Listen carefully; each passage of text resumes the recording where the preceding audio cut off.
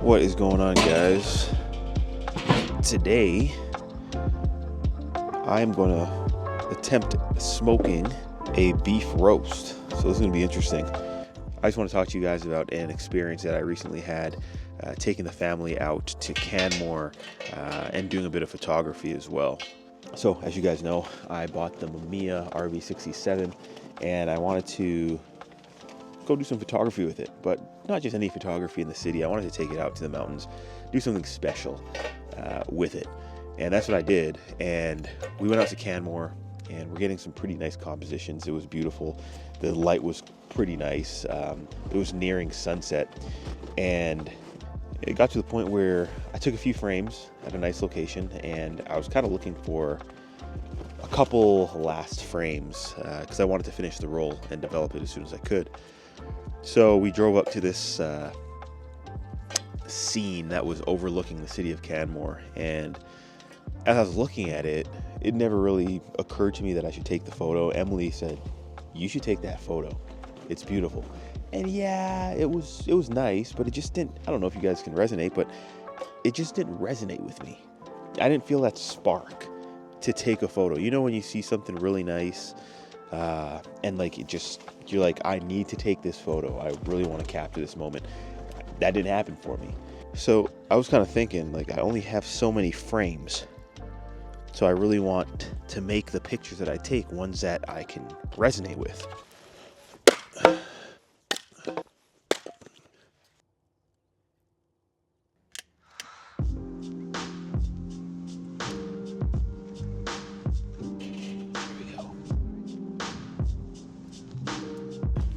We got the smoke going. We have the meat now.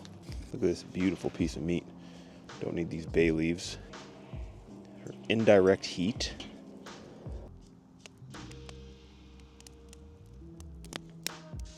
The fire is spitting, the coffee is brewed, and the smoker is going. So if this smoked meat doesn't turn out good, you guys are never going to hear about it. You're not going to see any images. But if it turned out okay, I'll put a picture on the screen. So as I was saying, I was out in Canmore with the family, and as you guys know, I bought the Mamiya RB67 Pro SD medium format film camera. Came with a 90 f3.5, and so far I've shot 3 rolls. All of them are at the lab getting developed. The first roll, it's up to about 2 weeks now. I haven't heard anything back, so I'll let you guys know how that goes. But one thing for me, maybe it's my inexperience, is that, you know, when shooting film, because it's such a different medium for me, I've kind of grew up on digital DSLRs, mirrorless cameras. So shooting film, the whole idea of, you know, especially when shooting a fully mechanical camera with no batteries, no light meter, that whole thing of, you know, exposing the light properly and then not being able to see your image at the end, it's exciting for me in a strange way. It's like a pressure to, you know, make sure that things are right, and you're very intentional about the image. So that's one of the draws to me when it comes to film photography. But another thing is that film is not cheap. So when I'm shooting film, especially medium format, and maybe it's because I'm new to the format or the medium, no pun intended, you want each picture to count. And at this point in our trip, I was probably seven or eight exposures into this roll. So I had about 3 more to go, and I really wanted to make them count.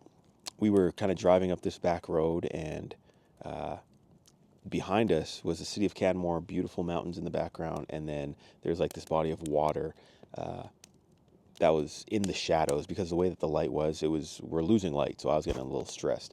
But the way that the light was that the mountains and Canmore were in light, and then the body of water and the forestry around the body of water was in darkness. Emily pointed out immediately when she saw it, she's like, "Oh my gosh, you should take this picture."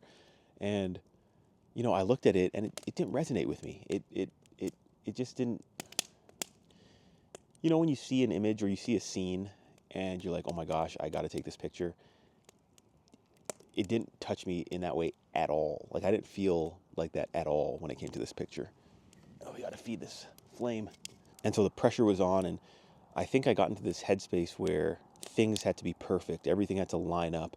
I'm shooting medium format. I'm shooting film. I got one shot. And I didn't even recognize the scene that was right before me. And it was kind of like self-sabotage. And I'm so thankful that Emily was there with me to kind of pressure me into taking this photo. So she's just like, okay, all right. And so I went driving around a bit more.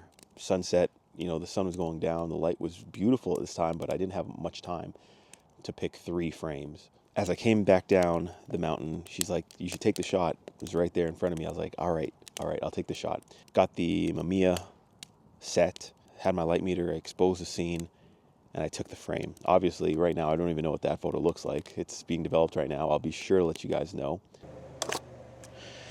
I think that's going to turn out really nice.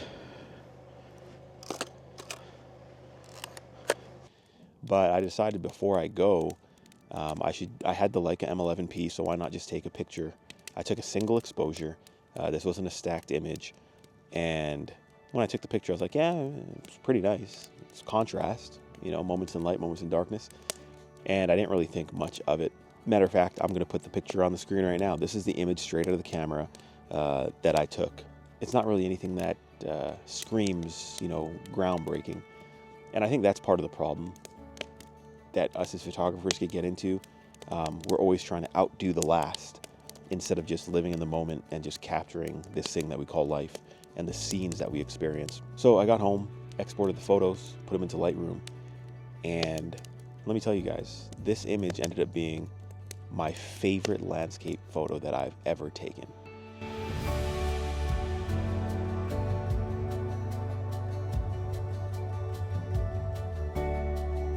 Now, this is profound to me because in the moment when I was right there experiencing that, I didn't even recognize it as something that would be a memorable photo at all. And so I just wanted to quickly tell you guys this story because a lot of times we can self-sabotage. A lot of times we can put a lot of pressure on ourselves.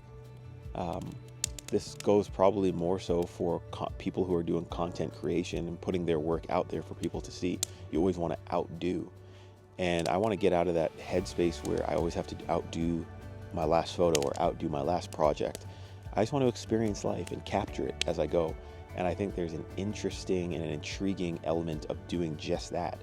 And if you can do that in a authentic way, like, I think people will just enjoy your work. I know at the end of my videos, I always like to say the best gear is the gear you have and the best photos are the ones you take. Well, I didn't take my own advice in that moment, and you know, that's why it's so good to have a supportive, loving wife who knows what's best for you even when you don't. And you just keep on shooting. You just take those shots, take the chances. Even if you don't edit the photo, you have it, you know, I save all my raw images. You just have it on a hard drive somewhere, and you can come back to it, and you can revisit it, and then you can be inspired or be re-inspired, and you can you know, edit the photo, and it may turn out being your favorite photo that you've taken. So yeah, that's pretty much my story, guys. Don't self-sabotage. Get out there, keep on shooting, and forget the pressures of social media. Forget the pressures that you put on yourself.